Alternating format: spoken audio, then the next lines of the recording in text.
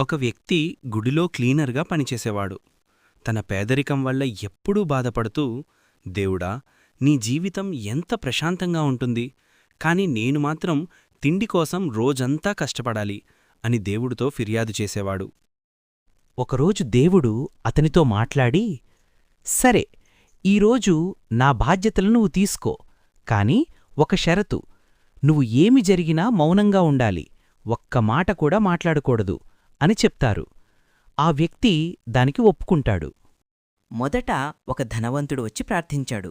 అతను వెళ్తున్నప్పుడు తన వ్యాలెట్ అక్కడే పడిపోయింది. దేవుడి స్థానంలో ఉన్న ఆ వ్యక్తి అది చూసినా షరతు ప్రకారం మౌనంగా ఉన్నాడు. తరువాత ఒక పేదవాడు వచ్చి తన తల్లి ఆరోగ్యం కోసం, తిండి కోసం డబ్బులు కావాలని దేవుడిని వేడుకున్నాడు. అతనికి కింద ఉన్న వ్యాలెట్ కనిపించింది. దేవుడే తన ప్రార్థన విని ఇచ్చాడని సంతోషంగా ఆ డబ్బు తీసుకుని వెళ్ళాడు. తర్వాత ఒక నావికుడు 15 రోజుల సముద్ర ప్రయాణం కోసం దేవుడిని మొక్కుకోవడానికి వచ్చాడు. అంతలో వ్యాలెట్ పోగొట్టుకున్న ధనవంతుడు పోలీసులతో వచ్చి ఆ నావికుడే దొంగ అని భావించి అరెస్ట్ చేయిస్తాడు.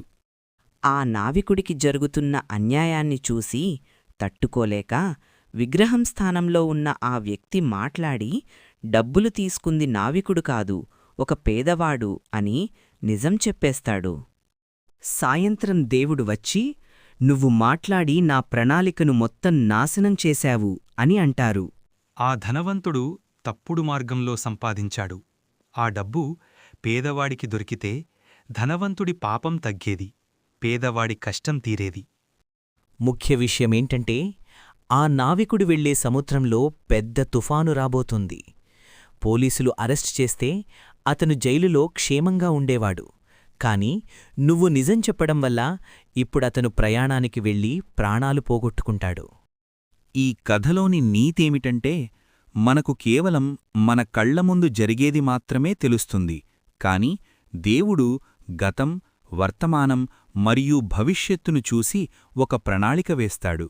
మన జీవితంలో ఏదైనా మనకు నచ్చినట్టు జరగకపోయినా అది మన మంచి కోసమే అని దేవుడిని నమ్మాలి.